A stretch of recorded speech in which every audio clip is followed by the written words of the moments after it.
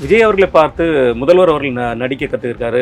முதல்வர் அவர்கள் கூட உங்களுடைய ரசிகனாக தான் இருப்பார் போல இருக்குன்னு சொல்லியிருக்காரு. அது எதனால அப்படி இந்த வார்த்தையை சொல்லிப்பாரு நீங்கள் நினைக்கிறீங்க?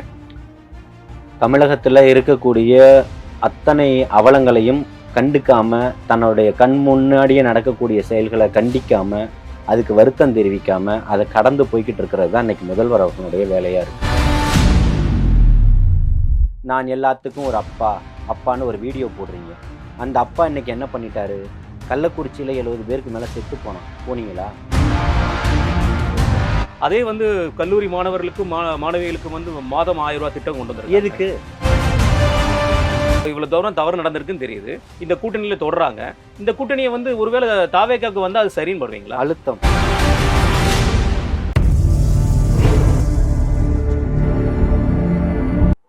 சார் வணக்கம். வாழ்த்துக்கள். நேற்று தமிழக வெற்றி கழகத்தோட 2ஆம் ஆண்டு தொடக்க விழா பூஞ்சேரியில் நடந்தது. அந்த நடந்த விழாவில் பல சுவாரஸ்யமான சம்பவங்கள் நடந்திருக்கு. அதை பற்றிய உங்கள் பார்வை என்ன சார்? தளபதி அப்படின்னாலே சுவாரஸ்யம்தான்.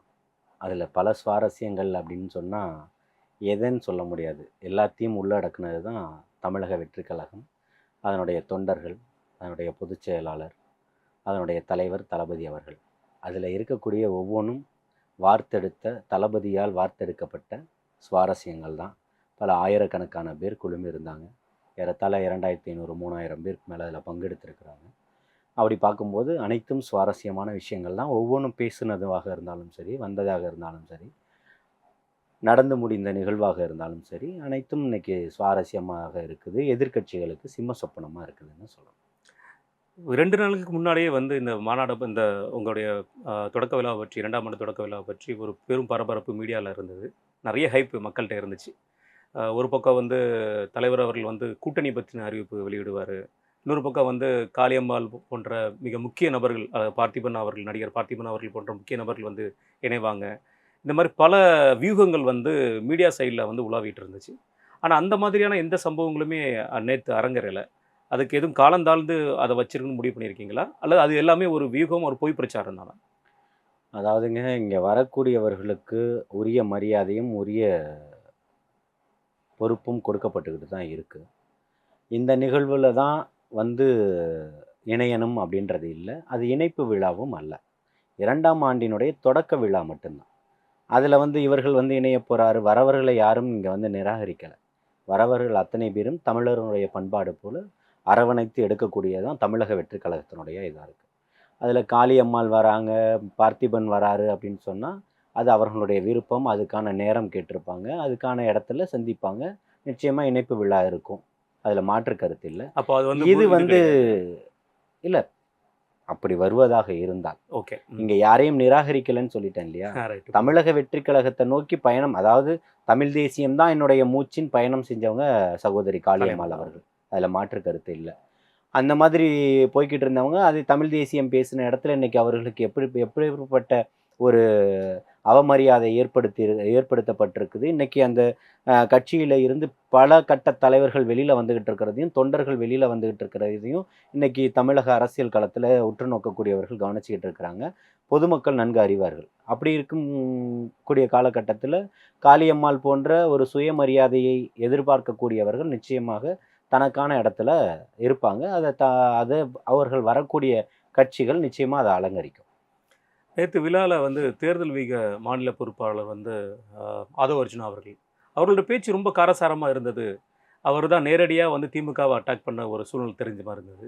அவர் குறிப்பிட்ட பல வார்த்தைகள், எங்கள் நடிகரை பார்த்து இப்போ பலரும் நடிக்க ஆரம்பிச்சிட்டாங்க.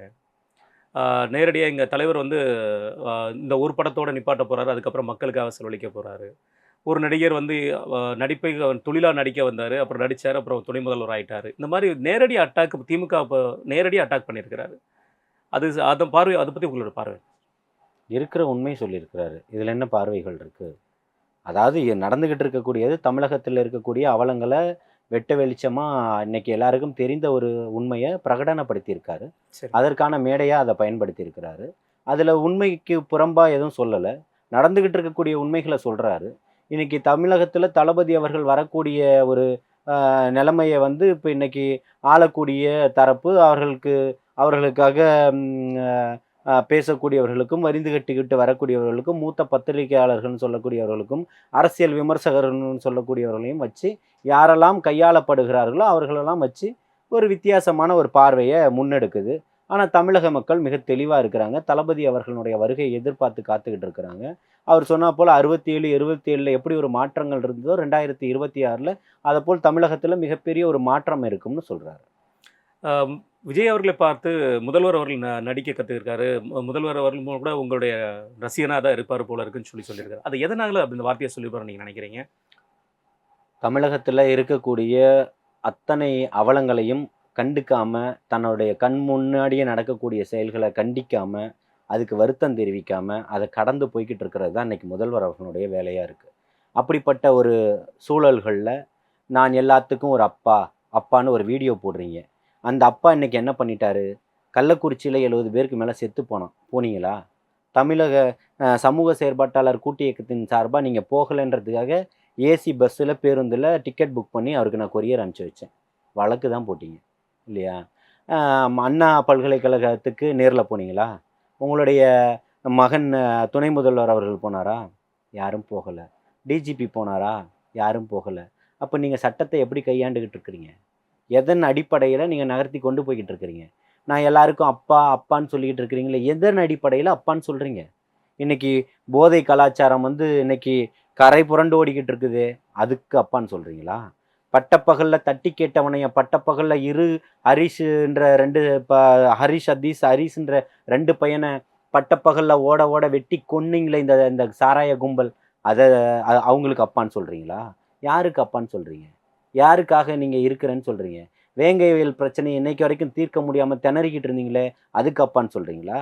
பரந்தூர் விமான நிலையம் 910 நாட்களை கடந்து போய்கிட்டு இருக்கக்கூடிய சூழல்களில் கூட வாயை மூடி மௌனமாக உட்காந்துக்கிட்டு இருந்தீங்க. தளபதி அவர்கள் போயிட்டு வந்ததுக்கப்புறம் அதுக்கான திட்டம் இன்னைக்கு ரத்து செய்யப்படுது, நாங்கள் இதில் பேசியிருக்கிறோம், லெட்டர் எழுதியிருக்கோம், கடிதம் எழுதுறதான் 3 வருஷத்தினுடைய வேலையா?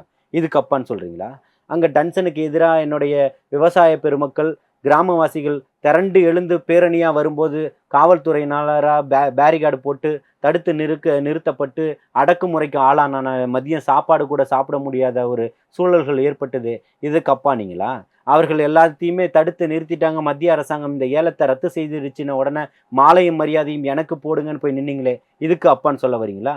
எதுக்கு அப்பான்னு சொல்ல வரீங்க? யாருக்கான அப்பாவா நீங்கள் இருக்கீங்க? இங்கே தொடர்ச்சியாக கஞ்சாவுக்கும் மதுவுக்கும் எதிராக எல்லாமே நடந்துக்கிட்டு இருக்குது. எந்த பிள்ளை ஒரு பெண் காவலர் ஒரு பயணம் பண்ணுறாங்க, அவங்களுக்கு பாலியல் வன்புணர்வு நடக்குது. இங்கே சென்னையில் தான் ஒரு கர்ப்பிணி ரயிலில் பயணம் செய்கிறாங்க. அவர்களுடைய சூழல் எப்படிப்பட்டதாக மாறுது?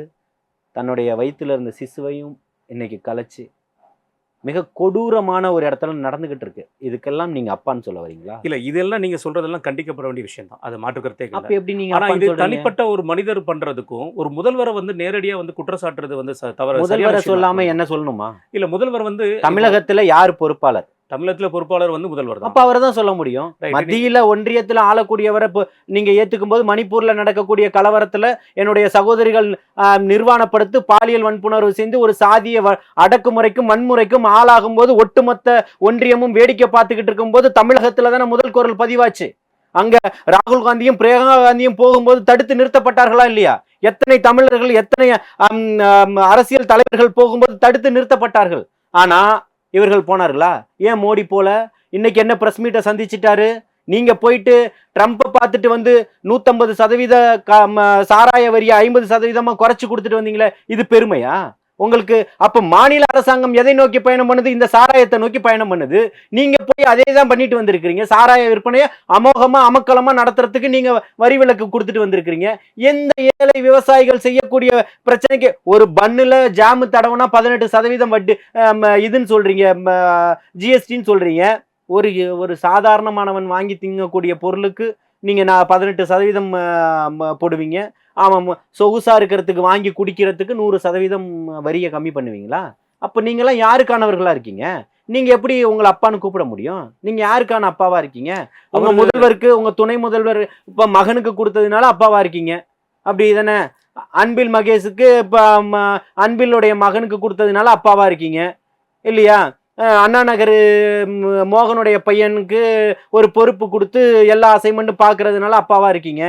சபரிசனுக்கு ஒரு அப்பாவா இருக்கீங்க. யாருக்கு நீங்க அப்பாவா இருக்கீங்க? இங்க அது உங்களுடைய குற்றச்சாட்டா இருக்கலாம். தமிழக மக்களுடைய குற்றச்சாட்டு. இதை மறுக்கிறீங்களா? இல்ல திமுக சைடுல இருந்து அவங்க இதை கொண்டாடுறதுக்கு உண்டான காரணத்தை ஊழல்வாதிகளும் அரசியல்ல கரை புரண்டு ஓடின கரை படிந்தவர்களும் வேற என்ன சொல்லுவாங்க? நியாயவாதிகள்னு சொல்லுவாங்களா? 10 வருஷம் உங்களை அடக்கி ஒடுக்கி உட்கார வச்சிருந்தாங்க. மாற்றம் வேணும்னு கொண்டு வந்தாங்க. இன்னைக்கு மாற்றத்தின் ஒட்டு மொத்தமா முழுங்கிட்டு நீங்க முதலையா உட்கார்ந்துகிட்டு இருக்கிறீங்க. ரோட் ஷோ நடத்திக்கிட்டு இருக்கிறீங்க. இது உங்க வேலை? இது உங்க வேலையா? படிக்கக்கூடிய யூனிவர்சிட்டியில படிக்கக்கூடிய பிள்ளைகளுக்கு புத்தகம் வழங்கப்படலைன்றது உண்மையா இல்லையா? சொல்லுங்க. உண்மைதானே? அப்ப நீங்க யாருக்கான அப்பா? அதே கல்லூரி மாணவர்களுக்கும் மாணவிகளுக்கும் மாதம் 1000 ரூபாய் திட்டம் கொண்டு வந்திருக்காங்க. எதுக்கு அதிகமா குழந்தைகளுக்கு? அது அந்த குழந்தைகளுக்கு யார்கிட்ட இருந்து வருது? சாராயத்தை விப்பீங்க, சாவடிப்பீங்க, எங்களுக்கு 1000 ரூபாய் கொடுப்பீங்க. சாராயத்தை விப்பீங்க, போதையை விப்பீங்க, இருக்கிறவனை சீரழிப்பீங்க, நாசம் பண்ணுவீங்க. 1000 ரூபாய் கொடுக்கறத உங்க கட்சியினுடைய அமைச்சர் கிண்டல் பண்றாரு. அப்போ 2026 உங்களோட இயக்கத்துக்கு என்ன அடையாளம்? சுயமரியாதை இயக்கம் தானே. சுயமரியாதை எங்க இருக்கு? மக்களை கள்ள தூக்கி அடிக்கிற ஒரு அமைச்சர். இருக்கக்கூடியவர்கள் நீ போனை ரீசார்ஜ் பண்ணிக்கலாம், எவன்ட்ட வேணா பேசலாம்னு சொல்ற ஒரு அமைச்சர் அடுத்த நிமிஷம் தூக்கி விசிறி அடிச்சிருக்க வேணாமா அந்த அமைச்சரை நீங்க? அப்ப சுயமரியாதை இல்லவங்க நீங்க எங்க சுயமரியாதை பத்தி பேசுறீங்க? எங்களுக்கு தேவை சுயமரியாதை தான். சரி, தமிழக மக்கள் இன்னைக்கு அதுக்கான மாற்றத்துக்கு கொண்டு வந்துட்டாங்க. தமிழகத்துல மிக எழுச்சியாவும் நம்பிக்கை நட்சத்திரமாகவும் திகழ்றாரு அவரு. ஒட்டுமொத்த ஒன்றியமும் உற்று நோக்கக்கூடிய அரசியல் தலைவரா மாறி இருக்கிறாரு.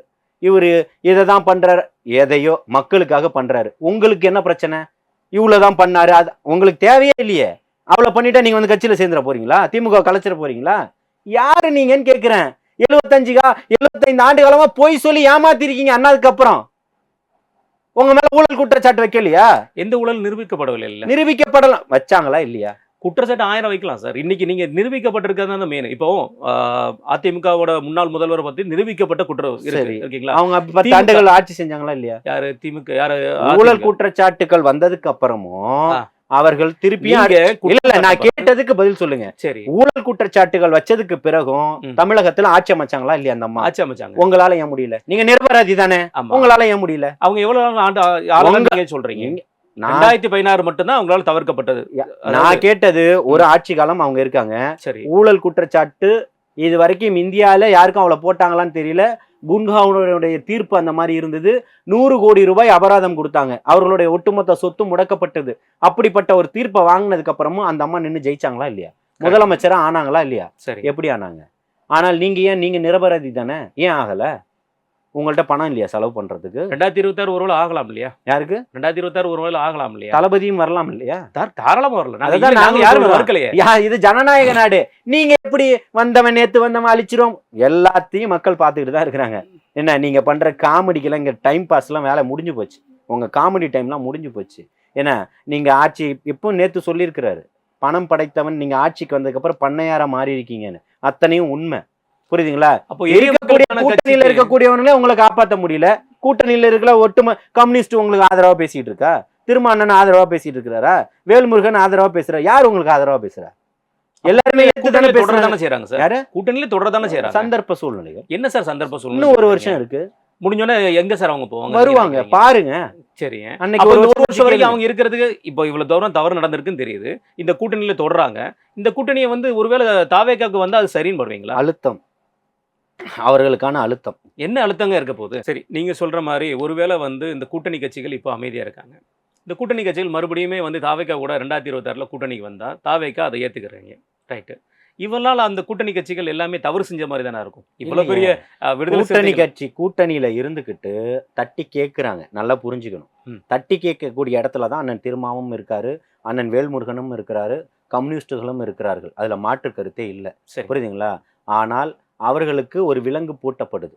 எந்த விஷயத்துல தட்டி கேட்டு ஒரு மாற்றம் வந்திருக்கு சார்? நீங்க சொல்லுங்க. எந்த விஷயத்துல தட்டி கேட்டு எந்த மாற்றம் கொண்டு வந்திருக்காங்க? இல்ல, தட்டி கேட்டு மாற்றம்னா இருக்கக்கூடிய பிரச்சனைகளுக்கு அழுத்தம் கொடுக்கக்கூடியதும் சாம்சங் தொழிலாளர்களுடைய போராட்டத்தை இன்னைக்கு கொண்டு தொழிற்சங்கம் அமைச்சுக்கலாம்ன்றதுக்கும் தட்டி கேட்டதனுடைய காரணம் அது கோர்ட் உத்தரவுனாலதான் கொண்டு வந்திருக்காங்க. கோர்ட்டு அன்னைக்கு நின்னது.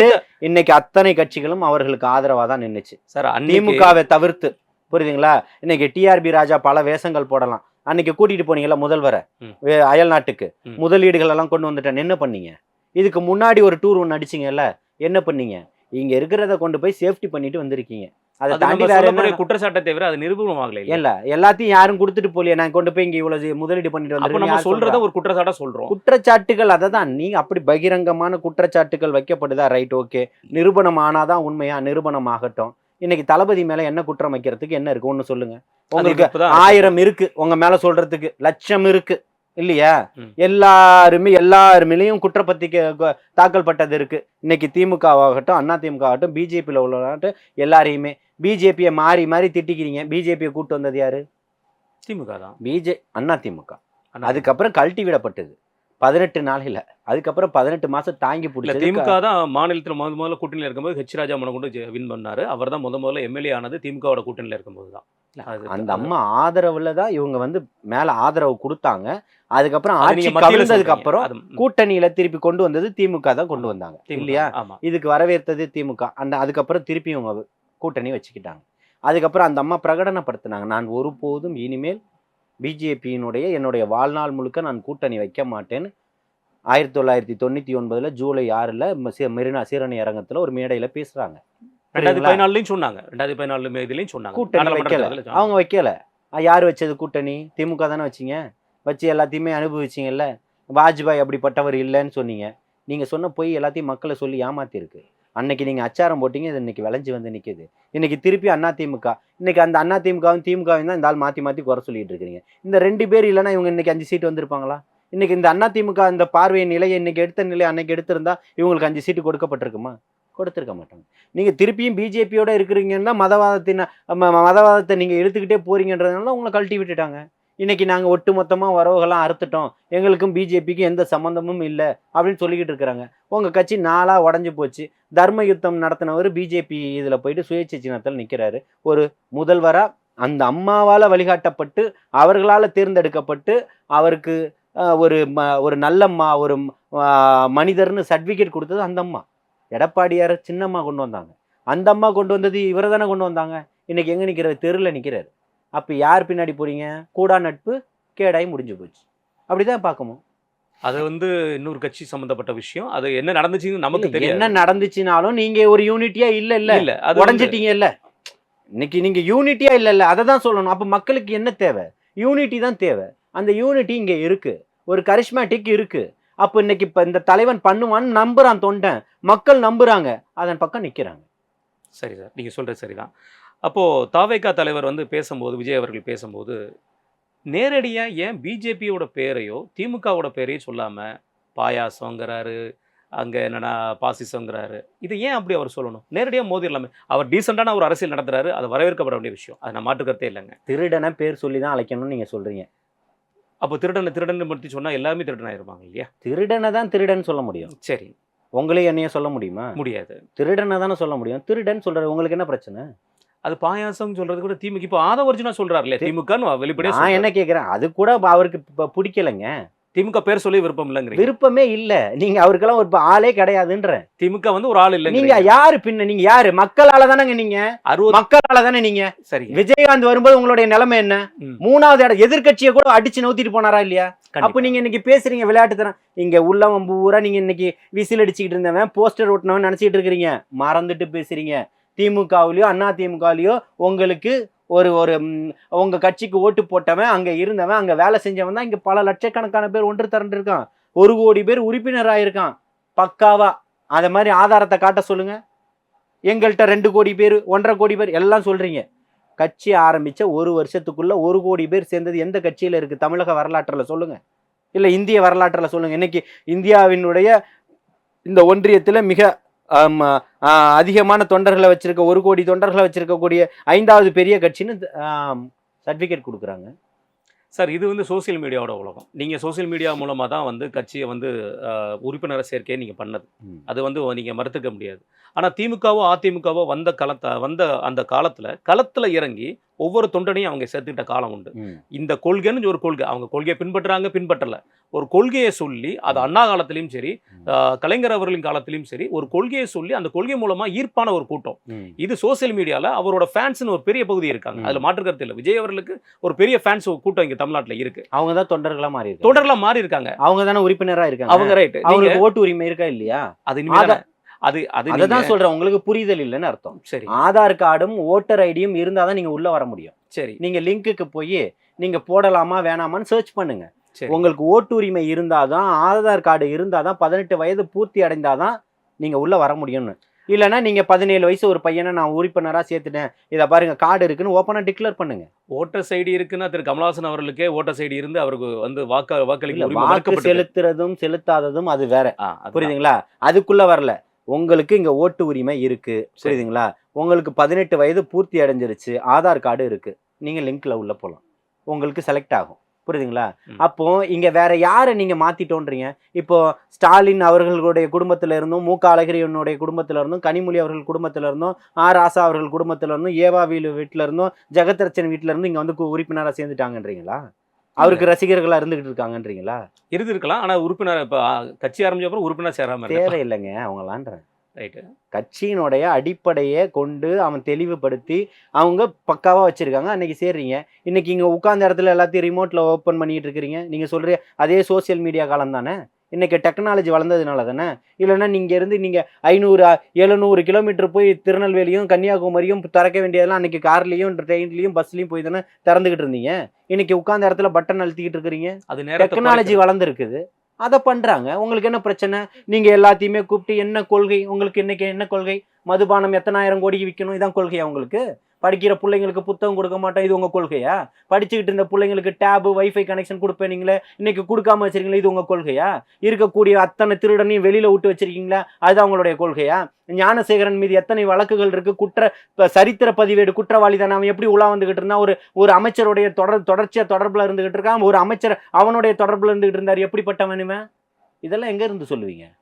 இது உங்களுடைய டெக்னாலஜியா? சரி சார், நீங்க சொல்றது எல்லாமே இந்த குற்றச்சாட்டு எல்லாமே கூகுள் மேப்பை வச்சு கொள்ளையடிச்சேன்னு சொல்றான்.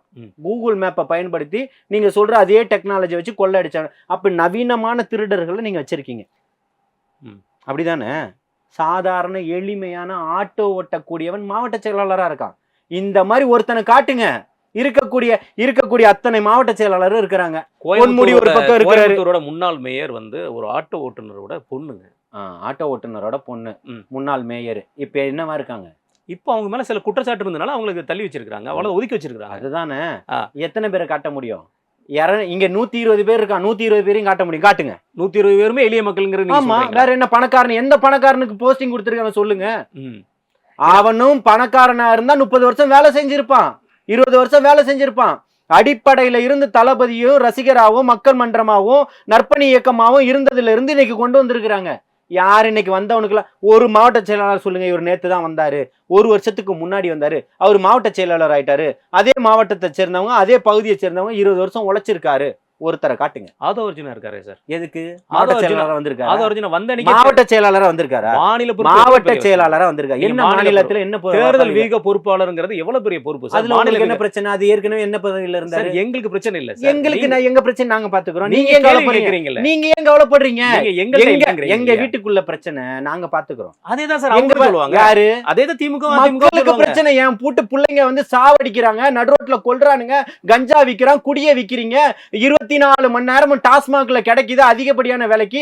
ஊரு ஃபுல்லா எலைட் பார்னு திறந்து வச்சு நாசம் பண்ணிக்கிட்டு இருக்கிற இன்னைக்கு ஆணும் பெண்ணும் குடிச்சிட்டு ரோட்ல விழுந்து கிடக்குறாங்க அப்படின்றத சொல்றோம். இது உங்க கட்சி பிரச்சனையா?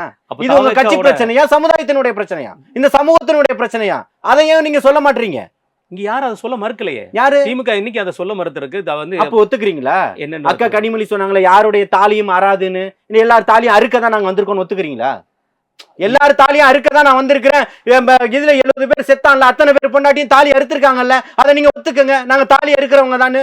ஒத்துக்கிறதுக்கு தைரியம் இருக்கா? கள்ளச்சாராயங்கிறது வந்து அரசுடைமை, எந்த அரசுமே கள்ளச்சாரத்தை விற்கல. சரி, அது வந்து மறைமுகமா வித்து முதல்வர் போயிட்டாரு. செத்தான்ல 70 பேரு. சரி, 10 லட்சம் எந்த நிதியில இருந்து கொடுத்தீங்க? மக்களோட பொது நிர்வாக நிதியில தான் கொடுத்துருக்காங்க. சிவகாசியில வெடி விபத்துல செத்தான்ல, அவனுக்கு எவ்வளவு கொடுத்தீங்க? சார் அங்க சிவகாசியில ஏங்க செத்தான்? வயிற்று பொழப்புக்காக 200 ரூபாய் கூலிக்கு பேப்பர் ஒட்டிக்கிட்டு இருந்த பொண்ணு சாகுறாங்க. என் அக்கா தங்கச்சி சின்ன பசங்க சாகுறாங்க. அவனுக்கு 2 லட்சம் கொடுக்குறீங்க, கொழுப்பு எடுத்து போய் கள்ளச்சாராயத்தை குடிச்சிட்டு வந்து கிடக்குறான். அவனுக்கு 10 லட்சம் கொடுக்குற, இன்சூரன்ஸ் போற. அப்ப உன்னுடைய ஆட்சியை நிலைநிறுத்தணும் தானே பண்ற? அப்ப இது கேவலமான விஷயம் தானே? அப்ப என்ன பண்ணுவான்? ஒரு பையன் காமெடி வீடியோ போடுறான், எப்பா ஏன்பா டாஸ்மாக்ல போய் குடிக்கிற, கள்ளச்சாராயம் குடி, 10 லட்சம் வரும்னு. அது எவ்வளவு வைரல் ஆச்சு சார்? 10 லட்சம். இங்க எதையும் மூடி மறைக்க முடியாது. நீங்க எல்லாத்தையுமே டோப்பா போட்டு கவுத்திக்கிட்டு இருக்கலாம். இங்க எல்லாம் வெட்ட வெளிச்சமா இருக்கு சார். 10 லட்சம் கொடுத்தது கண்டனத்துக்குரியது சார். ஆனா சிவகாசி அந்த வெடிவிபத்தில் இறக்குறவங்களுக்கு 2 லட்சம் கொடுக்குறாங்கன்னா அந்த ஒவ்வொரு தொழிலுமே இன்சூரன்ஸ் செய்யப்படுது. சரி, இதுல வந்து இன்சூரன்ஸ் இல்ல நீங்க கொடுத்தீங்களா? அடிமட்ட மக்கள். அப்ப கள்ளச்சாராயம் காய்ச்சறவங்களுக்கு நீங்க இன்சூரன்ஸ் கொடுங்க. அவங்களுக்கு கொடுக்கலையே. யாருக்கு? பாதிக்கப்பட்ட மக்களுக்கு தானே கொடுத்துருக்காங்க. கள்ளச்சாராயம் யாருக்கு காய்ச்சறாங்களோ, இப்போ ஒரு டிராவல்ஸ் வண்டியை புக் பண்ணி ஒரு பஸ் போகுது, தனிப்பட்ட நான் இன்சூரன்ஸ் பண்ணிக்கணுமா, பஸ்ஸுக்கார இன்சூரன்ஸ் பண்ணி வச்சிருப்பானா? பஸ்ஸுக்காரன் இன்சூரன்ஸ். அப்ப கள்ளச்சாராயம் விக்கிறவன் தானே இன்சூரன்ஸ் பண்ணி வச்சுக்கணும். அவனுக்கு இன்சூரன்ஸ் கொடுங்க. கள்ளச்சாராயம் இன்னும் அரசு உரிமை ஆக்கல இல்லையா? யாரு? அப்ப எப்படி வித்தான்? அது தெரியாது. அதனால நீங்க கொடுப்பீங்க. அப்ப இன்சூரன்ஸ் இல்லாத மக்கள். அப்ப நான் என்ன கேக்குறேன், இன்சூரன்ஸ் இல்லாம ஒரு வண்டி போய் ஆக்சிடென்ட் ஆச்சுன்னா கவர்மெண்ட் காசு கொடுத்துருமா எல்லாத்துக்கும்? அதுக்குண்டா கவர்மெண்ட் அது ஒரு பண்ணது இல்ல சார். சார் திருப்பியும் சொல்றேன், உங்க தவற ஒத்துக்கங்க. ஒத்துக்கலனா நீங்க திருத்தலாம் பட மாட்டீங்க, திருப்பி அடிச்சு நவுத்திடுவாங்க. 2026ல கம்பளமாக்கிடுவாங்க. உங்களை போட்டு மிதிச்சுக்கிட்டு தான் அத்தனை பேரும் போனோம். நீங்க இந்த கருப்பு பலூன் விட்டோம், இதை பண்ணோம், அது பண்ண. இன்னைக்கு கருப்பு பலூன்லாம் விற்கலையா? வெள்ளை கூட தான் கிடைக்குதா உங்களுக்கு? உங்க மகனுக்கு துணை முதல்வரானவனு ஓடி போய் பார்த்துட்டு வரீங்க. செந்தில் பாலாஜிக்கு திருப்பி அமைச்சர் பதவி கொடுக்கணும்னு பார்த்துட்டு வரீங்க. அன்னைக்கு எதுக்கு ஆளுநரை போய் சந்திச்சு பேசுறீங்க? இன்னைக்கு தலைவர் தளபதி அவர்கள் வந்து அண்ணா பல்கலை துணைவேந்தர்கள் தானே, துணைவேந்தரை யார் நியமனப்படுத்தணும்? ஆளுநர் தானே. அவரை போய் பார்த்ததை கிரிட்டிசைஸ் பண்ணீங்க. உங்களுக்குலாம் வெக்கமா இல்லை சொல்றதுக்கு? வெக்கமா இருக்கா இல்லையா? நீங்கெல்லாம் திராணி உள்ள, தகுதி உள்ள, திறன் படைச்ச திமுக காரனா இருந்தா வாங்க பேசுறதுக்குன்னு கூப்பிடுறேன். எதன் அடிப்படையிலடா போனீங்கன்னு கேட்கிறேன். அதுக்கு பதில் சொல்லுங்க. நீங்க 10 படம், நீங்க 4 படம் நடிச்ச உடனே நீங்க துணை முதல்வர் ஆயிடுவீங்க. இத்தனை ஆண்டு காலமா மக்கள் இயக்கமா நடத்திக்கிட்டு இருந்த ஒருத்தர், இந்த மண்ணையும் மக்களையும் நேசிக்கக்கூடிய ஒருத்தன் முதல்வா வர்றது உங்களுக்கு எரிச்சலை உண்டு பண்ணுது. ஏன் தெரியுமா? அவர் ஜெயிச்சிருவாருன்னு தெரியும். கமலஹாசன் வரும்போது உங்களுக்கு எரிச்சல் இல்லை, ஏன்னா அவர் ஒரு டம்மி துப்பாக்கின்னு தெரியும். ரிமோட்டை தூக்கி போட்டு உடச்சிட்டு அந்த டிவிக்குள்ளேயே போய் உட்காந்துட்டு இருக்கிறார் அந்த ஆள். அது இருக்கிறதுலே ஆக மட்டமான ஆள் யாருன்னா அது கமலஹாசன் தான். இன்னைக்கு அந்த பக்கம் கரை ஒதுங்கிடுச்சு கோபாலபுரத்தில், அப்படியே இன்னைக்கு சுற்றிக்கிட்டு இருக்குது ஒரு எம்பி சீட்டுக்கு. இதுக்கு எவ்வளோ கேவலமான விஷயம். நீ பண்ணல, உன்னை நம்பி வந்தவங்களுடைய நிலைமை என்ன? மகேந்திரன் புரிஞ்சுக்கிட்டார், நேரடியாக ஓடிட்டார். அவருக்கு முன்னாடியே திமுக ஓடிட்டார். அப்படி இன்னைக்கு கட்சியை கலைச்சிடு. நான் தோத்து போன அரசியல்வாதி ஒத்துக்கிறதுக்கு எதுக்குடா ஒத்துக்கிற? நீ உனக்கு என்ன தெம்பு வேணும்? யாரு நீ? கமலஹாசன் கட்சி ஆரம்பிச்சார். கமலஹாசன் என்ன பெரிய ஆகச்சிருந்தேன். ஒரு படம் ஓடலைன்னா நிறுத்திட்டாங்க இந்த அம்மா, உடனே ஊரை விட்டு ஓட போறேன்னு சொன்னவர் தானே கமலஹாசன். என்ன வரலாறு இருக்கு உனக்கு? மக்களுக்காக நீ என்ன பண்ணிட்ட சொல்லு? மக்களுக்காக நீ என்ன பண்ணிருக்க சொல்லு? கமலஹாசன் அவர்கள் எந்த போராட்டத்துல நீ இறங்கி வந்து மக்களுக்காக நின்ன போராடின? தளபதி அவர்கள் ஈழ போராட்டத்துல இறங்கி வந்து நின்றுக்கிறாரு. சுனாமி நேரத்துல இறங்கி வந்து நின்றுக்கிறாரு. கஜா புயல், வரதா புயலுக்கு வந்து நின்றுக்கிறாரு. நிறைய வீடு இல்லாதவர்களுக்கு வீடு கட்டி கொடுத்திருக்கிறாரு. தங்கை அனிதா இறந்தப்போ அங்க போயிருக்கிறாரு. தூத்துக்குடி துப்பாக்கி சூடு சம்பவம் நடந்தப்போ அத்தனை பேர் வீட்டுக்கும் போயிருக்கிறாரு. நீ என்ன பண்ண சொல் சார்? உங்களுக்கு ஒரு சின்ன அறிமுகம் தான். 1986ல இந்த ஈழத்துக்கு எதிரான சில போராட்டங்கள் நடக்கும்போது தனி மனிதனா அவரும் உண்ணாவிரதம் இருந்தவர் தான். தனி மனிதனா இருக்கல, கமலஹாசன் தனி மனிதனா இருக்கல, நடிகர் சங்கத்தின் சார்பில் நடந்தது. கிடையவே கிடையாது. தனி மனிதனா அவர் இருந்தாரு. அதுக்கப்புறம் நடந்தது நடிகர் சங்கத்திலிருந்து சார்பாக நடந்தது எல்லாம் 2006க்கு அப்புறம் தான். 86 நீங்க பின்னாடி போய் பாருங்க. சரி, கமலஹாசன் அவர்களால் தமிழகத்துல ஆரம்பிச்சவர். நான் என்ன கேக்குறேன்னா, 86ல இருந்தீங்க, அதுக்கப்புறம் செத்ததுக்கு அப்புறம் நீங்க என்ன பண்ணீங்க? சாகும்போது, போர் நடக்கும்போது என்ன குரல் கொடுத்தீங்க? என்ன சார் குரல் கொடுக்கல? நீங்க என்ன கமலஹாசன் அவர்கள் குரல் கொடுக்கலங்கிற எப்போ சொல்றீங்க? என்ன இன்னைக்குதான் சார் அவர் நடந்த எல்லா போராட்டத்திலும் கலந்துருக்கிறார். எந்த போராட்டத்துல கலந்துக்கிட்டார்? ஈழத்துக்கு எதிராக நடந்த போராட்டத்துல, கட்சி சார்பாக நடந்த போராட்டம், ஈவன் தோ தொல்திருமால் அவர்களுக்கு அழைச்ச போராட்டத்துல கூட கலந்துருக்கிறார். அவர் திருமாவண்ணன் நடத்தின போராட்டம், புரியுதுங்களா? அதுல எல்லாருமே கலந்துக்கிட்டாங்க. யாரெல்லாம் அழைக்கப்பட்டார்களோ அவர்களெல்லாம் கலந்துக்கிட்டாங்க. அவர் நடத்தல போராட்டம். இவர் இண்டிவிஜுவலா போராட்டம் நடத்தினாருங்களா? யாரு? விஜய் அவர்கள். தளபதி அவர் உட்கார்ந்தாரு இண்டிவிஜுவலா. சரி, ஈழத்துக்காக. சரி, வேற அதுதான் பண்ணாரு. வேற என்ன பண்ண சொல்றீங்க? ஈழத்துக்காக வேற என்ன பண்ணாரு? ஈழத்துக்காக சீமான் பேசுறாரு. ஈழத்துக்காக தானே பேசினாரு. சரி, தனி ஈழம் தானே தன்னுடைய வாழ்க்கையினுடைய லட்சியம் சொன்னாரு. தனி ஈழம் எங்க அமையணும்? தனி ஸ்ரீலங்கால தான் அமையணும். ஸ்ரீலங்கால. இங்க ஏன் போராடுற? சரி, எங்க போராடணும்? நீ ஸ்ரீலங்கால தான் போராடணும். இங்க என்ன பண்ணிட்டு இருக்க? இங்க என்ன தேவை? பார்ப்பான், எல்லாத்தையும் சமமா பார்ப்பான். சங்கி சகத்தோழன் வந்துட்டியா? முடிஞ்சு போச்சா? சீமான் அவர்களை பற்றி அது ஓகே, அது இருக்கட்டும் சார். இப்போ அடுத்தது திரு விஜய் அவர்கள் குறிப்பிட்டிருந்தது வந்து இது பண்ணையார்கள் ஆள்ற ஒரு கூட்டமாக இருக்குது, இது எளிய மக்களின் கட்சி, இது பன்னேரில் ஆள் கட்சி இல்லைங்கிற சொல்கிறாரு. சீமான் அவர்கள் இன்றைக்கி ஒரு பதில் அழகாக சொல்லியிருக்கிறாரு. எளிய மக்களின் கட்சியாக இருந்தால் எதுக்கு பிரசாந்த் கிஷோர் மாதிரி வீகோ அமைப்பாளர்கள் தேவைப்படுறாங்க? இதை பற்றி உங்களுக்கு பாருங்க. உன்ன மாதிரி அட்ரஸ் இல்லாமல் போகணுன்றதுக்காக யாரும் வரக்கூடாதுன்னு நினைக்கிறீங்க. வீகத்தினுடைய அமைப்பாளருக்கு தேவைதான். நீங்கள் 14 வருஷம் கட்சி நடத்திட்டு இருக்கிறீங்க, ஏன் ஒரு கவுன்சிலர் சீட்டு கூட வாங்கலை? உங்களுடைய வியூகம் என்ன சொல்லுங்கள். அவரால் பணம் கொடுக்க முடியல, அவருக்கு ஒரு மிகச்சிறந்த மூடிக்கிட்டு வாயை மூடிக்கிட்டு ஏன் திரள் நிதி திரட்டுற? ஏன் லண்டன்லயும் அங்கேயும் புலம்பெயர்ந்த தமிழர்கள்ட்ட பணம் வாங்குற? உனக்கு எதுக்கு காசு? உனக்கு எதுக்கு கட்சி? இருந்தவன் அத்தனை பேரும் ஊரை விட்டு வந்துட்டான். உன் கட்சியில இருந்து ஊரை விட்டு உங்க வெளியில வர போல உன் கட்சியை விட்டு அத்தனை பேரும் கொட்டாய கூடாரத்தை காலி பண்ணிட்டு வந்துட்டான். நீ எதுக்கு பேசுறேன்னு கேட்கிறேன். வாய் மட்டும்தான் இருக்கு, வேற என்ன இருக்கு உனக்கு? அவர் இன்னைக்கு நடக்கிற தமிழ்நாட்டில் நடக்கிற எல்லா போராட்டத்துக்கும் எல்லாத்துக்குமே அவர் போராடுறாரு. நானும் போராடினவன் தான். 25 ஆண்டுகளா போராடிட்டு இருக்கேன். என்ன, மதுக்கடைக்கு எதிராக போராடி இருக்கிறேன். தமிழகத்தில் இருக்கக்கூடிய பெண்கள் வன்கொடுமைக்காக போராடிட்டு இருக்கிறேன். சீமான் 14 வருஷம் தான் போராடுறாரு, நான் 25 வருஷமா போராடுறேன். சரி சார், சரிங்களா? சீமானை விட சீனியர் நான். வரவேற்கப்பட விஷயம் சார். சீமான் என்னென்ன போராட்டத்தெல்லாம் நின்னாரு, நான் அத்தனை போராட்டத்திலும் நின்றுருக்கேன். நேற்று தாவேகா தலைவர் விஜய் அவர்கள் அழகா ஒரு விஷயத்தை கையில் எடுத்திருக்கலாம். அதுக்கு முந்தின நாள் தான் ஜாக்டோ ஜியோ அமைப்பு வந்து போராட்டம் நடத்திருக்காங்க. கிட்டத்தட்ட 1 லட்சம் ஊழியர்கள் வந்து அன்னைக்கு வந்து வேலைக்கு போகல, 50,000 டீச்சர்ஸ் வந்து வேலைக்கு போகல. பல பள்ளிகளில் வந்து குழந்தைகளே வந்து பாடம் எடுத்ததா வந்து நியூஸ்ல எல்லாத்துலேயும் வந்தது. இதை பற்றி ஒரு அறிக்கையோ ஒரு விஷயத்தையோ நேற்று வந்து அவர் பேசல. விஜய் அவர் நேற்று என்ன கூட்டம் நடந்தது? உங்களுடைய கட்சி கூட்டமே 1ஆம் ஆண்டு 2ஆம் ஆண்டு தொடக்க விழா, 1ஆம் ஆண்டு இறை விழான்னு வச்சுக்கோங்களேன். அதான் நடந்தது. நீங்க மீடியா கூப்பிட்டு வச்சு பேசும்போது ஒரு விஷயம் சொல்லிருக்கலாம்ல சார். நான் எல்லாத்தையுமே மீடியாவே கூப்பிடல. சரி சார், ஒரு அறிக்கை விட்டுருக்கலாம்ல. அறிக்கை விடுவாரு. எப்ப சார் விடுவாரு? அதாவதுங்க, உங்களோட இயலாமையை மறைக்கிறதுக்கு நான் என்ன கேட்குறேன், தமிழக அரசு மாநில அரசு ஒழுங்கா நிர்வாகம் பண்ணிட்டு போங்க. இவங்க தான் இருக்கிறாங்கன்னு தானே இவ்வளவு நேரம் கேள்வி கேட்டீங்க. நேத்து இவ்வளவு நேரம் என்ன கேள்வி கேட்டீங்க? இவங்க எல்லாம் இருக்காங்கன்னு தானே சொன்னீங்க. இப்ப எதுக்கு இவர் சொல்லணும்? நேற்று ஏன்னா ஆதவ அர்ஜுனா சொன்னாரு, இன்னும் 63 வாரங்கள் வந்து நம்ம தலைவர் தான் எதிர்க்கட்சி தலைவரா செயல்படுவாரு. முந்தின நாளே பண்ண விஷயத்துக்கு நேற்று அறிக்கை இனிமே தானே சொன்னாரு, அதுக்கப்புறம் இல்ல. இனிமேல் நீங்க வர சொல்லுவார். இனிமேல் வர வேண்டிய எல்லா இதுக்கும் எல்லாத்துக்கும் எதிர்வினை உண்டு. எதிர்வினை கண்டிப்பா நிகழ்த்து நினைக்கிறீங்க. சரி சார், பிரசாந்த் கிஷோர் அவர்கள் வந்து நேற்று கலந்துகிட்டதோட நோக்கம் என்ன சார்? அது அவர் வந்து என்ன வீக வகுப்பாளர் நான் கிடையாதுங்கிற மாதிரி சொல்றாங்க. எந்த ஒரு அறிவிப்புமே வரல. அவருடைய நண்பர், அதனால கலந்துக்கிட்டார். விஜய் அவர்களுடைய நண்பர் கலந்துக்கிட்டார். அதோட நோக்கம் தான், வேற எதுவுமே கிடையாது. இல்ல, கமலஹாசன் கட்சி ஆரம்பிக்கும் போது கெஜ்ரிவால் வந்தார் தெரியுமா? கெஜ்ரிவால் ஒரு அரசியல்வாதி சார். இல்ல, அதான் வந்தார். வீக வகுப்பாளரா இருந்து அரசியல் கட்சி ஆரம்பிச்சிருக்காரு. இவரும் அரசியல்வாதி தானே? இப்ப அரசியல்வாதி, ஆனா வீக வகுப்பாளராகவும். இப்ப யாரு அரசியல்வாதி தானே? சரி, வீகத்தினுடைய வகுப்பாளராகவும் இருக்காரு. இதுல உங்களுக்கு என்ன பிரச்சனை? இருந்துட்டு போறாரு. அவர் ஒரு நட்பு வரையாக வந்து பார்க்குறாரு. அதான் சொன்னார், விஜய் என்னுடைய ஃப்ரெண்டு, நான் வந்திருக்கேன், 2026 அவர் ஆட்சி அமைப்பார், நான் தமிழில் உரையாற்றுவேன்னு சொன்னாரா இல்லையா? ஓகே, அதுதான். அப்போ பிரசாந்த் கிஷோர் தமிழில் உரையாற்றுவாரா, ஆற்ற மாட்டாரா சார்? நிச்சயமாக அவர் தமிழ் கற்றுக்கிட்டு இருக்கிறாரு, உரையாற்றுவார். கூடிய சீக்கிரத்தில் கற்றுக்குவார். கண்டிப்பாக. இன்னும் 1 வருஷம் தான் இருக்குது சார். தமிழ் கற்றுக்கிறதுக்கு 1 வருஷம் தேவையில்லைங்க. இல்லை, 2026 விஜய் ஜெயிக்கிறதுக்கு 1 வருஷம் தான் இருக்குது. அதுக்குண்டான ஏற்பாடு 2026 இந்த மண்ணையும் மக்களையும் நேசிக்கக்கூடிய இந்த மண்ணினுடைய மாமனிதனாக வந்து நிற்கிறாரு. அதுல மாற்றமே கிடையாது சார். அவரோட நேசிப்பு தன்மையை பத்தி யாருங்க குறை சொல்லலாம்? அப்ப அவர் தான் முதல்வர். 2026 15% ஓட்டு இருக்கிறதா அவர் சொல்லியிருக்கிறதா வந்து நியூஸ் வெளியே வருது. பிரசாந்த் கிஷோர் அவர்கள் சொன்னதா நியூஸ் வெளியே வருது. நான் என்ன சொல்றேன்னா, அவர் சொன்னாரு இவர் சொல்லாருலாம் வேணாம். 2026 தேர்தல் முடிஞ்ச அப்புறம் ரிசல்ட் என்னன்னு பார்த்து தெரிஞ்சுக்கங்க. அப்ப ஆட்சி அமைக்க போறது யாருன்னு தான் தெரியும். புரியுதுங்களா? 2026 மிகப்பெரிய ஒரு மக்கள் முதல்வராக தேர்ந்தெடுக்கப்படுவார். அதில் மாற்று கருத்தே இல்லை. மாற்று கருத்தே கிடையாது. ரைட் சார், உங்களுடைய நேரத்தையும் உங்களுடைய கருத்துக்களையும் வந்து பகிர்ந்து நன்றி.